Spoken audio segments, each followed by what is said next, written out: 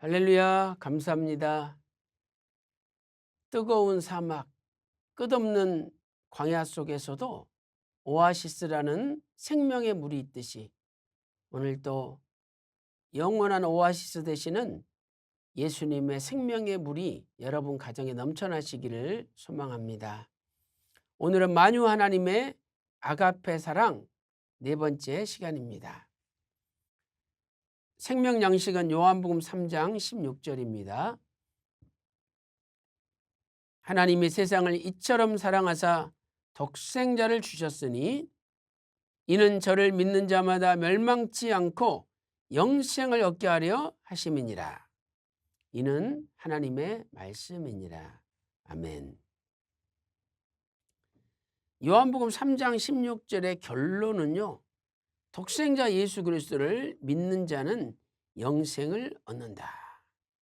요한복음 3장 16절 마지막에 영생을 얻게 하려 하심이니라 라고 말씀하고 있습니다. 자, 영생은 어떤 의미가 있습니까? 첫째로 영생은 시간적으로 영원히 사는 겁니다. 요한일서 2장 17절 말씀 보세요. 이 세상도 그 정욕도 지나가되 오직 하나님의 뜻을 행하는 이는 영원히 거하느니라. 하나님의 뜻을 행하는 사람은 영원히 살게 됩니다. 또 요한복음 6장 58절에 예수께서 말씀하시기를 이것은 하늘에서 내려온 산떡이니 조상들이 먹고도 죽은 그것과 같지 아니하여 이 떡을 먹는 자는 영원히 살리라 라고 말씀하고 있습니다.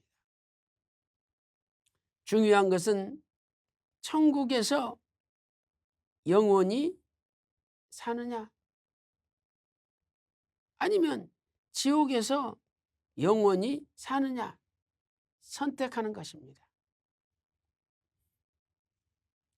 두 번째, 영생은 하나님과의 새로운 관계로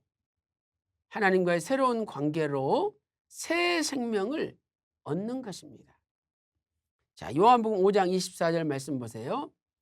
내가 진실로 진실로 너에게 이르노니 내 말을 듣고 또 나 보내신 이를 믿는 자는 영생을 얻었고 심판에 이르지 아니하나니 사망에서 생명으로 옮겼다라고 말씀하고 있습니다.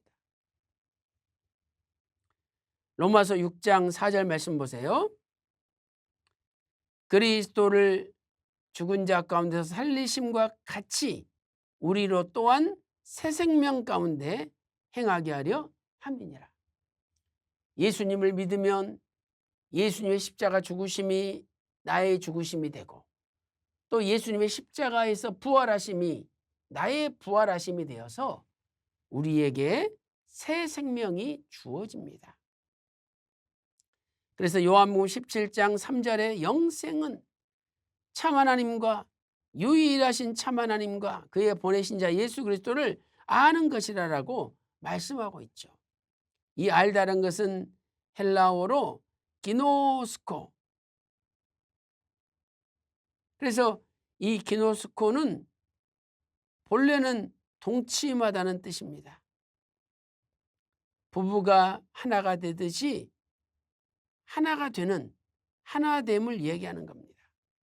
이렇게 영생은 하나님과의 새로운 관계, 하나됨을 통해서 새 생명을 얻게 되는 거죠.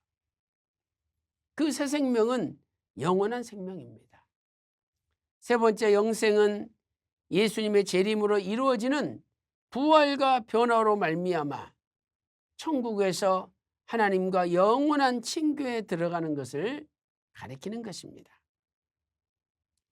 요한복음 6장 40절 말씀 보세요. 내 아버지의 뜻은 아들을 보고 믿는 자마다 영생을 얻는 이것이니 마지막 날에 내가 이를 다시 살리리라. 이것은 예수님 재림하심으로 죽었던 자들이, 예수님 믿고 죽었던 자들이 다 부활할 것을 말씀하는 것입니다. 그래서 부활하면 천국에서 하나님과 영원한 친교에 들어가게 되는 것이죠. 데살로니가전서 4장 16절 17절 말씀 보세요. 주님 재림하실 때 일어날 일들을 말씀하고 있습니다. 주께서 호령과 천사장의 소리와 하나님의 나팔로 친히 하늘로 쫓아 강림하시리니 그리스도 안에서 죽은 자들이 먼저 일어나고, 이건 부활 사건이죠. 그 후에 우리 살아남은 자도 저희와 함께 구름 속으로 끌어올려, 이것은 변화된다는 이야기입니다.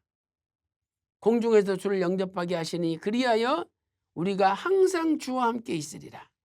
이것은 천국에서 하나님과 함께 영원한 친교 역사로 들어가게 됨을 나타내는 것입니다. 결론적으로 우리는 영생을 선물로 받은 사랑의 빚을 진 자들입니다. 예수님 자신이 신령한 영생 자체이십니다. 요한일서 5장 20절 말씀 보세요. 우리가 참된 자 곧 그의 아들 예수 그리스도 안에 있는 것이니 그는, 예수님은 참 하나님이시요 영생이시라. 예수님 자신이 신령한 영생입니다. 그래서 예수님을 믿을 때 영생 안에 들어가게 되고 영생을 받게 되는 것이죠.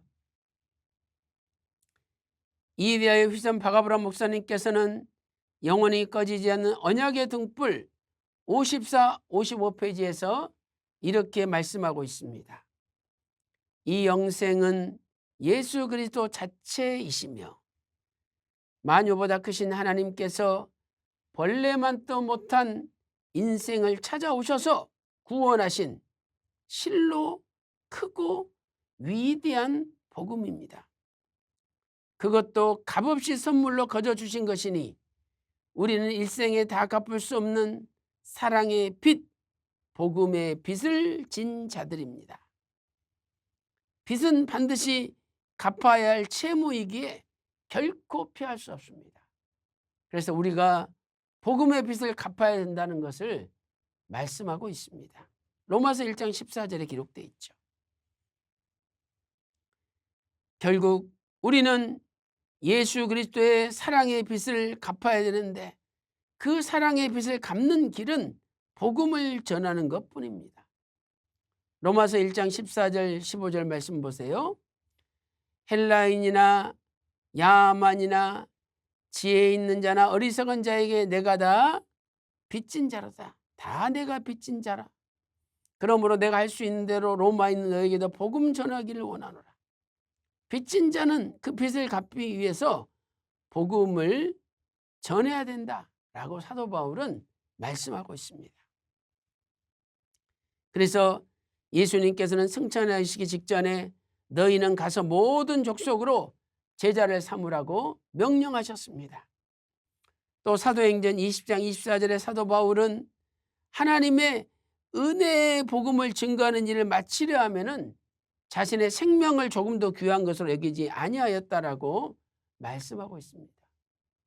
사랑하는 성도 여러분, 오늘도 복음의 빚진 자, 구속사 말씀의 빚진 자로 열심히 구속사 말씀으로 전도하여 그 빚을 갚는 저와 여러분이 되시기를 주님의 이름으로 축원합니다. 기도 올리겠습니다. 하나님 아버지, 우리에게 천국에서 영원히 살게 하시고 하나님과 영원한 새로운 관계에서 새 생명을 얻고 영원한 친교를 누리게 하여 주시니 감사드립니다. 이제 이 엄청난 빚을 갚기 위하여 구속사 말씀을 전 세계 열방에 전하는 데 선봉에 서서 일하는 저희들이 다 될 수 있도록 인도하여 주시옵소서. 오늘 하루도 복음의 빚을 갚는 하루가 되기를 간절히 소망하며 존귀하신 예수님의 이름으로 간절히 기도 올리옵나이다. 아멘.